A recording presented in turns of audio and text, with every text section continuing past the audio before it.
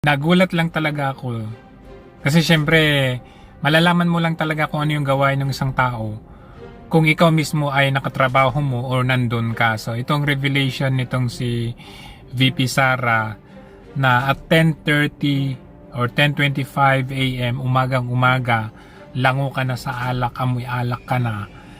'Di ba? Parang out of the proper decorum. Hindi po etiquette 'yon, lalo na pag ikaw ay public servant. And 'di ba pag tayo ay regular na namamasukan, parang ang pangit or binabawal sa atin na tayo po ay nakainom, lasing, lalo na pag tayo ay or lulong sa droga, 'di ba? Alam naman natin kung ano yung issue dito sa Marcos Jr. na ito. So ito, panoorin muna natin itong revelation ni VP Sara.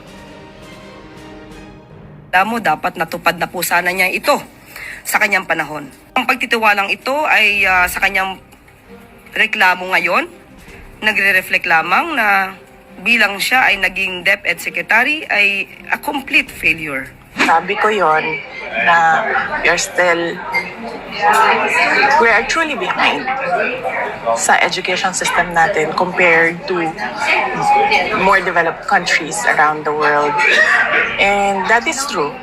That is an observation. That is a fact of the Philippines. And I have all the right to say kung ano yung katotohanan ng bansa natin that is covered by the freedom of speech and expression natin. So, dapat siguro walang magalit. Kasi yun naman yung katotohanan ng bansa natin eh. Saan ba tayo magsisimula mag-isip ng mga solusyon kung hindi natin tanggapin na merong problema yung bayan? Pangalawa, hindi ko maintindihan saan nanggagaling yung total failure ako as a Department of Education Secretary. Kasi iba yung actions ni BBM noong ako ay nag-tender ng resignation. Kung maalala ninyo, that was June 19, 2024. It was a Wednesday. Matagal ko na pinag-isipan yung pagre-resign. Inisip ko na kapag mag-resign ako, habang nasa administration ako, inaatake ako. Pag nag-resign ako, dodoble yung atake sa akin.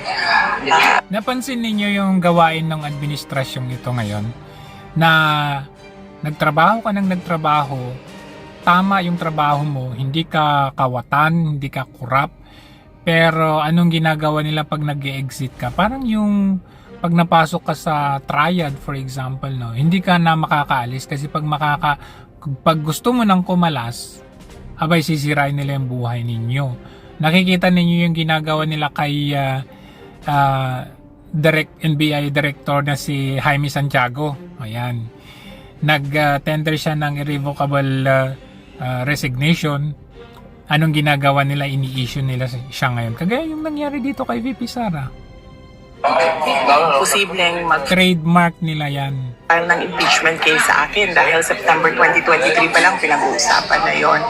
So, matagal ko na hawak-hawak yung resignation letter na yun. Matagal akong pabalik-balik sa Malacanang pero hindi ko talaga pa naibigay. Pero nung June 19, 2024, dun ko na isip na yun ang pinakatamang panahon na ibigay ko na yung irrevocable resignation ko. Kasi merong meeting sa Malacanang about opening of classes na hindi naman dapat na umaabot sa level ng Pangulo pero meeting ko nung para sa kung kailan magbubukas ang klase. Hindi, para may masabi lang, para may pakita lang, optics, kumbaga media optics, para eto, we are working, kahit naman yun ay trabaho naman ng DepEd, di ba? Ganun lang So yun. after nung meeting, mag-request ako kay President Marcos if I can have a few minutes of his time. Meron lang akong ibigay sa kanya na sulat. So, ang ginawa niya, sinabi niya, so ano kasi yon? Meron silang reception area, tapos papasok ka sa isang room. Doon sa room, doon ginagawa yung meetings nila. Merong conference table. Tapos, pinapasok niya ako sa isa pang room doon sa loob. Nagmukha siyang office na may table, may office table, may lounge, merong living room. Doon niya ako dinala. Meron pa isang conference table. So, tinanong pa nga niya ako hindi ka pa nakapasok dito? Sabi ko, hindi. First time ko ito nakapasok dito. Tapos nagkwento pa siya na, nung panahon ng tatay ko, ito parang kung saan nag-gather ang mga tao. Tapos, gusto niya daw yung view na yon doon, kaya ginawa niyang office. Sabi ko, okay. Gumanon lang ako. And then, sinabi ko na sa kanya, may dala ako na letter, ibibigay ko sa'yo. Tapos, binigay ko sa kanya. And then, nung binasa na niya, ang sabi niya, why? Why? Tanong siya sa akin, bakit? Tapos sinabi ko sa kanya, ayoko na pag-usapan kung bakit ako mag-resign. Para sa akin ba, kailangan pa ba itanong yun? Hindi mo ba nakikita kung ano yung ginagawa ninyo sa akin? Kaya nga 'di ba, parang alam mo yung patay mali siya ka na.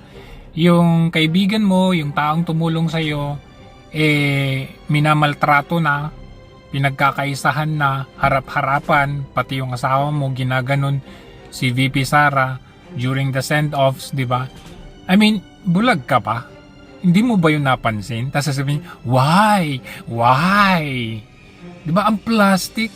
Kaya nga, sabi ko, pansin ko, noon pa lang, may plano na yan sila na talagang unti-untihin nilang pababagsakin si VP by using the power of this president. And alam yan ni Marcos Jr., alam niya yan na kunwari kakampi, kaibigan, she cannot be impeached, di ba sabi niya noon. Pero kung yun yung manner ng presidente na sabi niya hindi ma-impeach niya, bakit yung galaw ng mga tao na sa paligid niya, halos todo kampanya para ma-impeach siya.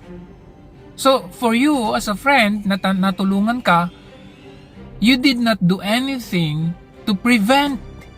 Tapos ngayon sasabihin mo, why? Ang plastic mo naman. O parang, diba? hindi naman ako masokista na aatakihin ninyo ako nang aatakihin habang nagtatrabaho ako para sa inyo, and to think na the Department of Education was the department that was delivering results Functioning. sa administration. So hindi na ako sabi ko ayoko pag-usapan. And then sabi niya, he tried to ask me to stay. Tapos sabi ko, ayoko na. And then, ang sunod niyang ginawa, inofera niya ako, may gusto ka ba na posisyon? You know, Sabi ko, wala akong gustong posisyon. Tapos, ang sunod niyang sinabi sa akin, pwede ka bang tumulong sa midterm elections para sa mga senators? Tapos sabi niya, kasi di ba yung pugpong ng pagbabago, kasali naman yun sa unit team noon. Ganun siya. Sabi ko, hindi ko, pag-iisipan ko, pero wala pa akong plano para sa 2025 midterm elections ng senators. So, clearly, lahat ng attempts niya to make me reconsider my resignation, na sinabi niya, magstay lang ako as Department Secretary o DepEd, na sinabi niya, gusto ko bang lumipat sa ibang posisyon, sabihin ko daw sa kanya, na sinabi niya, pwede ba ako tumulong sa